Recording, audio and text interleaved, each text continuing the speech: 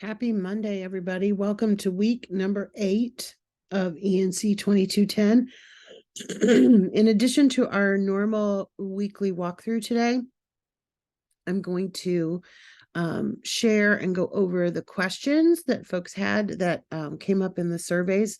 For those of you who took the midterm survey, thank you. I think it's going to be helpful. And I want to answer your questions and give everybody the benefit of that. Of course, if you ever have questions, especially of that nature about the course, make sure that you utilize the Q&A discussion board. That's what that's there for. So feel free to use that as well. So as usual, I want to start with the what's going on this week stuff. It should be fairly straightforward because we're in now week 3 of the technical documents. So I think after the last couple of weeks, maybe a tiny bit of a rocky start, I think we're on track there. So we'll take a look, but I'm going to share a couple of things and then we'll take a look at those questions as well. All right. So as normal, I want to start with the syllabus just to orient ourselves. We are in week 8. And so the semester is rushing through. We've got 2 weeks left before spring break. So this week we're finishing up the smaller technical pieces with the instructions. And then next week, we're going to be getting into the formal analytical report. So you can feel free to take a look at that. It's not going to be due until after the spring break is over, but I am going to have you let me know what your topic is next week before we leave on spring break. So that will give you some direction and some guidance as far as what your next steps are. So let's take a look then at the module. And as I mentioned, we are going to be looking at week 8. There we go. So for week 8 learning materials, nothing is new. These are all the same links that you've had for the last couple of weeks. One of the answers to one of the major questions is on this page. So I said I was going to do it at the end, but I think I'm going to actually do the questions now because one of the major answers is right here. So let me go ahead and show you the questions. I sort of divided them up. I gave the survey out to both of the courses that I'm teaching this term. I have 2 sections of your class, ENC2210. And then I have a Lit 2000 course, and I think one of those questions was more geared towards Lit 2000, but most of them were from you guys, which is awesome. And one of them applies across the board. So the biggest question that was general, really the only question that I consider to be truly general, is the first one. What could I do to improve my graded assignments? And honestly, the answer is to be watching this video.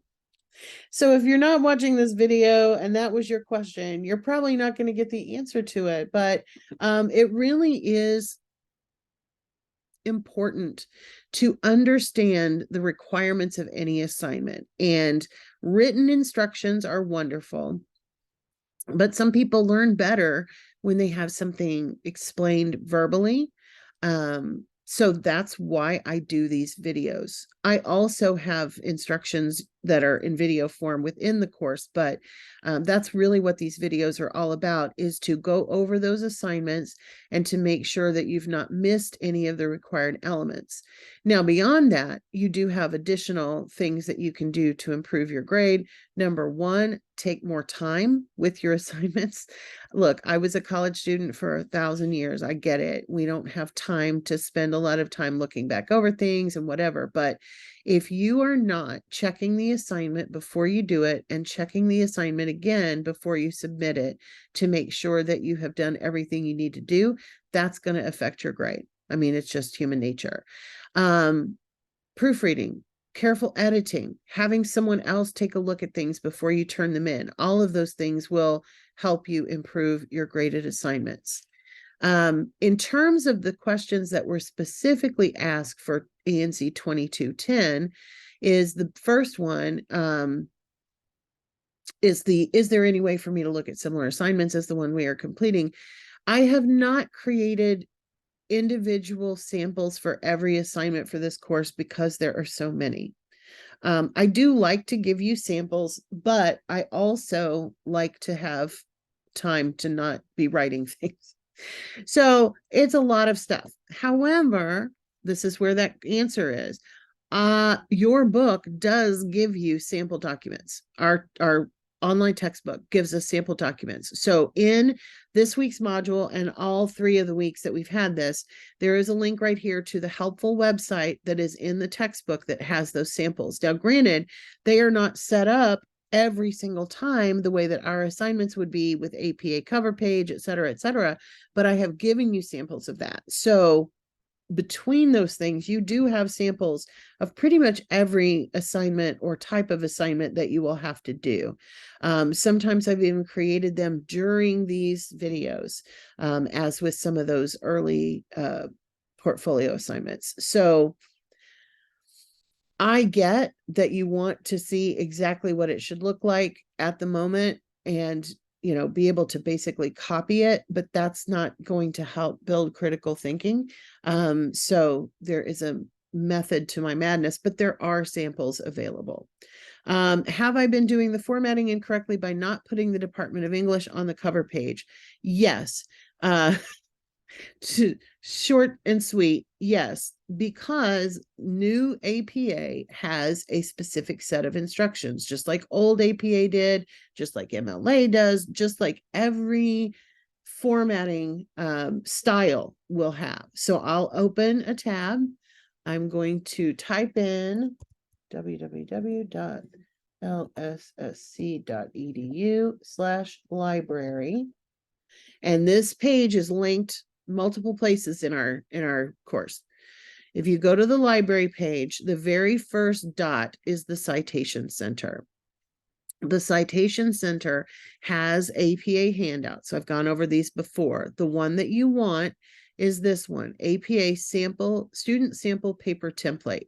Now I'm probably going to have to share this because it's going to open in Word, but let me go ahead and open it. And I have sent you this. I have linked you this. There have been a lot of things that I've done with this. So we're going to share one more item. And there it is. Okay. So on the cover page, it does say your name, affiliation, meaning university and department. So the way that you would do this is Joe Jones. Affiliation is Department of English. A lot of people will put their own, like what they're studying, which is fine too. And it is Lake Sumter State College. That's the official name. Your course number is ENC2210. Your instructor is Jacqueline Pierce. And the assignment due date, they use the standard American format. So let's say March 3rd, 2023. Okay, so that's what it looks like. That's what the cover page looks like. And the title, of course, goes above it in bold. On the second page, the title appears again in bold. The only thing in the header is the page numbers. It's exactly what it looks like. So this template is available to you anytime you want it. It is linked throughout the course, but it is also on the library's Citation Center page. This page that you're looking at right now is something that you should be looking at early, often, save it, bookmark it, et cetera, et cetera. So that was one of the questions. Let's see what else we got. Why are there so few quizzes? It's a writing course, so there's not much reason to have quizzes. This is not a course in which you're being asked to memorize things. So even when you do take the quizzes, they are not designed to have you have things memorized. They are designed to have you look them up and find the information that you need. So I don't see a reason to do quizzes. at least not more than the ones that we have. And then the last one I think applies to both classes. That's why I put it in both places. But so because I wasn't 100% sure who asked it. I think it was Lit, but I'm going to answer it for you guys too. I noticed this as compared to a previous course list of an actual final exam. If that's truly the case, what will the final exam entail?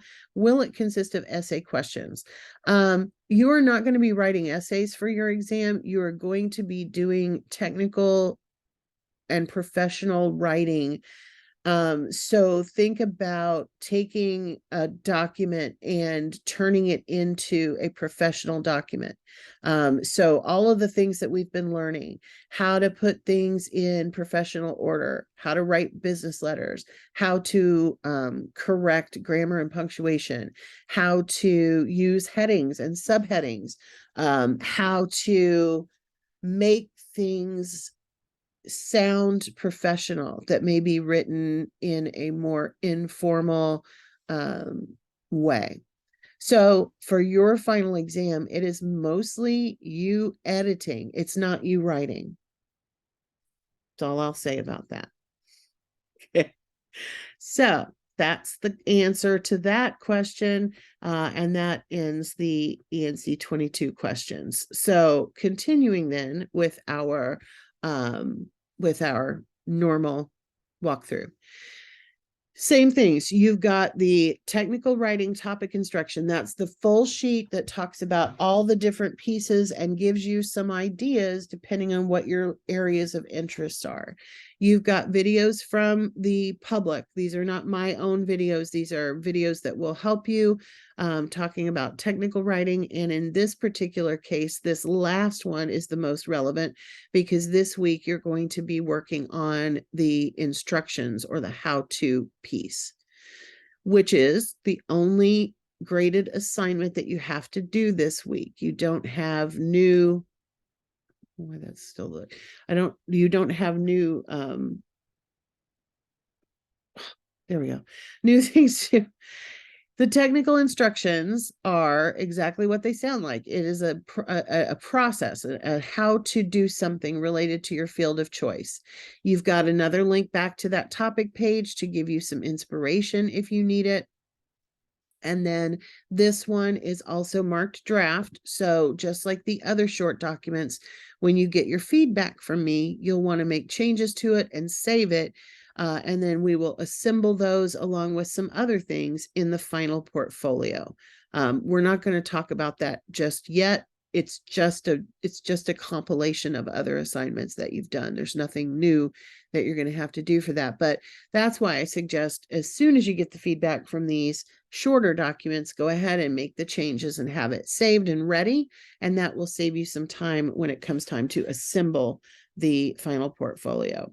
I will say, and I think it's probably worth mentioning, that the formal analytical report, which is going to be your biggest assignment, you notice is not even covered here. I mean, it talks about it a little bit, but we're going to get into that hardcore next week. It is a much more elaborate assignment that is basically your major. It's the equivalent of if we were writing a research paper, a bigger research paper. So that's what's going on there.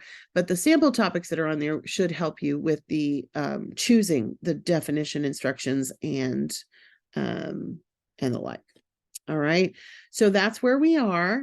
Next week before spring break, we will be getting into the formal analytical report, and you're going to be choosing your topic for that.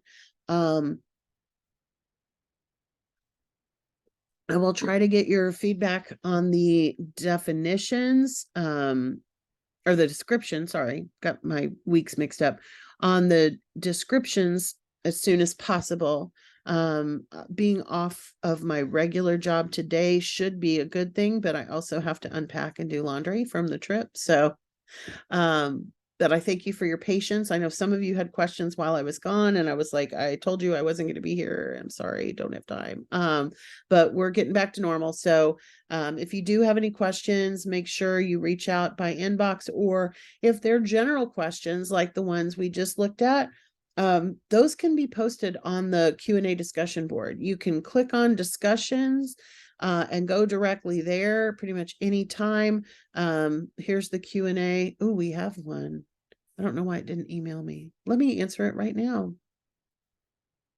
Oh, that was from a while back. So I'm sorry I missed your question, Jenny. It's supposed to email me. I don't know why it didn't. Let's make sure. Yep, it says I'm subscribed. All right, well, I will just set a timer to remind myself to look at these. But anyway, thanks for being awesome. If you've got any questions, reach out, let me know. And like I said, I'll try to get you your feedback on last week's stuff as soon as possible so that you can get your portfolio stuff all ready to go. All right. I hope everybody has a great week 8, and I will see you next Monday if I don't talk to you in the meantime. Everybody take care.